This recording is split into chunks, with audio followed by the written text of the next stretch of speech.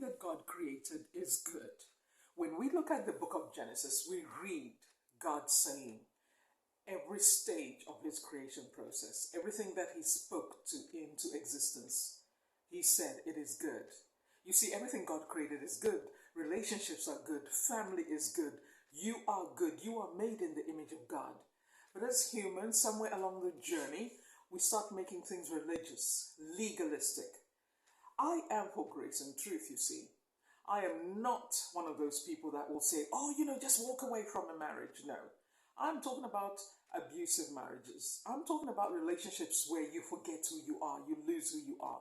So here are some signs that you are in a religious marriage or relationship. And it is time for you to reassess and get some help and get some support because you deserve that. Listen, we are only given one life, right? And if the life you have feels miserable, you just feel like you just have to play by the rules. What example are you showing to your children? What is the example you're showing to your siblings? Okay, so here are the signs. Let's get straight into it, shall we? One of the signs is that everything feels like it's a law. Everything is legalistic. You're supposed to be this dutiful wife, always playing along. But you cannot even express your own opinion. Your voice cannot even be heard. If you speak, it has to be controlled, and you actually have to be very careful what you say. Some of you understand this as being in a narcissistic relationship. Some of us didn't even know the term existed before. Some of us experienced these things because we had no idea there was a term for that. Did you know that you are free to express your voice? If you are in a relationship or in a marriage, it is a partnership. And in a partnership, you can vote. You can decide, you know what, honey, I have a problem with this. You have to be free to express what you feel about the matter. But if you cannot, you just follow along, you're going to lose who you are. You lose your voice and you can't speak up. And what example are you showing to your children? That you're not supposed to say anything? That you must just play along? What if that ship is about to crash? You can see the danger ahead. Especially for us women. Sometimes we can see trouble ahead before the man can. We can discern, we can pick up something's not right. And maybe the man in your life wants to get into some agreement with somebody. But you sense something is wrong. So you want to be a helpmeet. That's what the Bible talks about. Somebody who can help your partner not get himself into any trouble. So, what are other signs that you're in a legalistic? And it is not one of the best marriages that is not ordained by God. Because you see, there are people who are afraid of even going through divorce. I'm not advocating for divorce. But I'm talking about there are people who think even if somebody is abusive in their relationship, they will speak against it or try and get help or try and get some support. What if you actually have tried? What if you have been determined to work through the relationship, but only you want to make the relationship better? The other one is taking everything for granted. What do? What if you realize you were actually drawn into an entanglement, and this was not the kind of relationship that you signed up for? What if you didn't have a great role model, so you didn't even know how to choose the right partner? Yes, you may have prayed about it. Yes, you may have even felt God is leading you, but was God leading you? Or was it your own feelings? Was it your own bias? Because listen, even when we read the Word of God, we can make the Word of God mean what we think it should mean, but it doesn't. We're supposed to be waiting on God about important decisions. Yes? So a religious marriage is legalistic. It's based on rules. I'm the man of the house, you are the woman, you go by my rules. Yes? And this kind of religious marriage is not based on the Word of God, it's based on the traditions of men. They have decided women are property. They should just listen to what the men say. We are not in a partnership. It's like, why am I here? Somebody wisely said, a woman must not marry a man she cannot follow. In the same way, a man must not marry a woman he cannot lead. So sometimes, yes, granted, us ladies, we give the the impression when we don't really know who we are, we haven't really grown. We give the impression we can go along, but after a while you realize, I can't do this. Maybe out of fear, maybe because of what you saw with your own parents, you saw what your mom did, what she had to endure and put up with, and you may feel, how am I different? Why am I so special? You may feel like you don't want to break the traditions of your family. You may feel like you don't want to ruin the reputation of your family. But does your relationship honor God? Is God first in your marriage? Is God first in your own heart, in your own life? Is there peace in your own heart? Are you a Proverbs 31 woman? The right Proverbs 31 woman. The one that is married to a Boaz, a man who is also hardworking. You both are working on an amazing dream that God gave you. Yes? So other signs of a religious marriage. It has this external show of happiness, but actually behind closed doors, you can't stand each other. You are miserable. One of you is passive aggressive, has given up hope of the relationship ever getting better, so you are actually just sharing that home. Probably because both of you cannot live by your own. You cannot afford to live by your own. So that's a religious marriage. A religious marriage feels like you're going to suffocate. It could be the man, it could be the woman.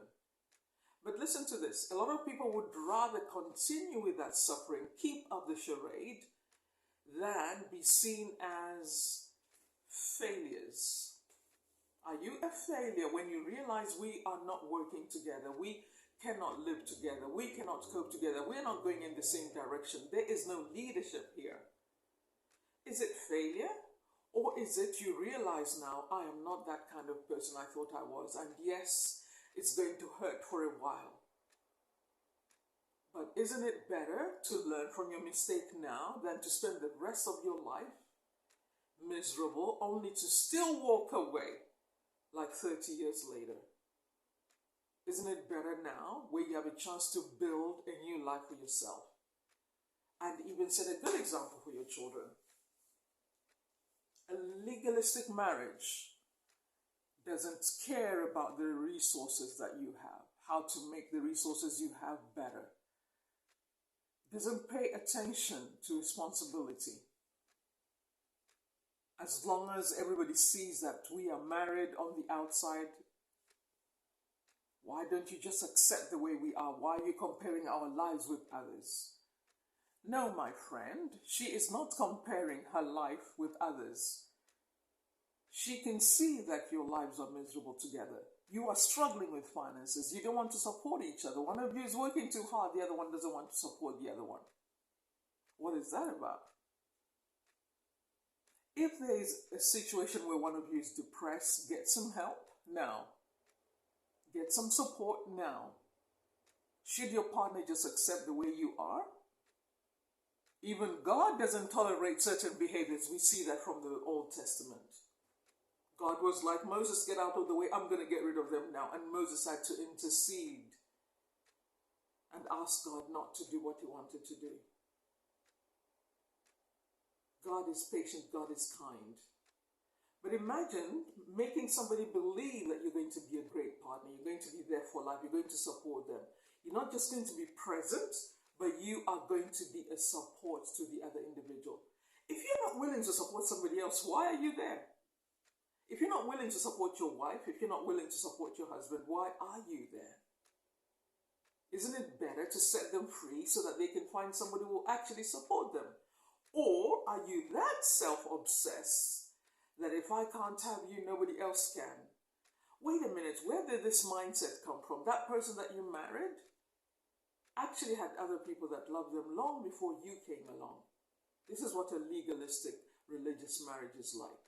The person who marries you starts to assume you are their property now. And when you decide to walk away, to break up, it's like there is no way you're leaving out of here intact. I must make sure you are so damaged that nobody will look at you twice. What kind of behavior is that? Should any man or woman accept that? That's a legalistic marriage. So if you are in this situation, I want to know what your comments are. I'll read through all the comments. I want to know what you are thinking about this. This is what I want to give you, my take on this. Get some help as soon as possible. Find some leaders that you respect and insist. Do not even settle because this is an emergency. Insist we must get help and support now. Or I have to find somewhere else to stay for a while until we figure out what we're doing. This is important because it's now or later. Whatever remains unresolved will just get worse. It is important to resolve those issues now. You see, a partnership is about working together, building an amazing life together. In a religious relationship or marriage, there is no sense of adventure. There is no vision for the family. There is no vision as a couple. Where are we going? What are we trying to do? Are we just trying to accomplish anything, whatever it is? Or are we willing to take some time and seek God and pray? What is our vision? Where are we going? Because marriage is more than just about you as a couple. What is God's purpose for your marriage? That is why marriage is an asset. It's not supposed to be a liability. But we are living in times where marriage seems to be, for many people, it's a liability. So many people are choosing to be single because people are losing confidence in themselves that they probably cannot even choose the right partner. This is what I want to say to you. Are you going to allow somebody who wasn't right for you to determine the rest of your future, the rest of your life? Are you going to be miserable the rest of your life? Have you lost your ability to make a decision, to discern who is right for you? Because if you settle for that decision, you are saying, I don't even trust my own judgment. So that person is still controlling your life. That's what I want to say about that. Make sure if you decide to stay single, it's because you really want to be single. You enjoy your time alone and you don't want to be answerable to anyone. Not because you don't trust your judgment. Because how do you know? The assignment of your life in this chapter of your life is bigger than you. And you will need a support structure around you.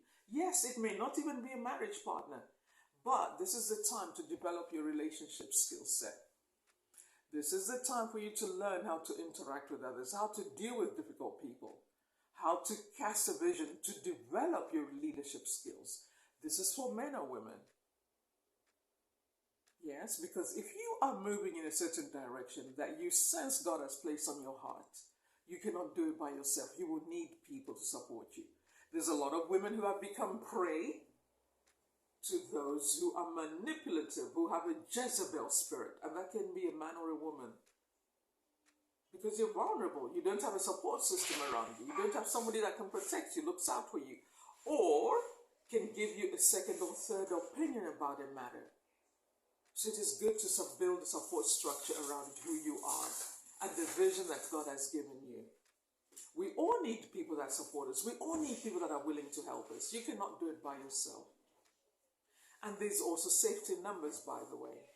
Yes, I know you're sassy, you're strong, you can do it all by yourself. Absolutely. But you need a support structure around you.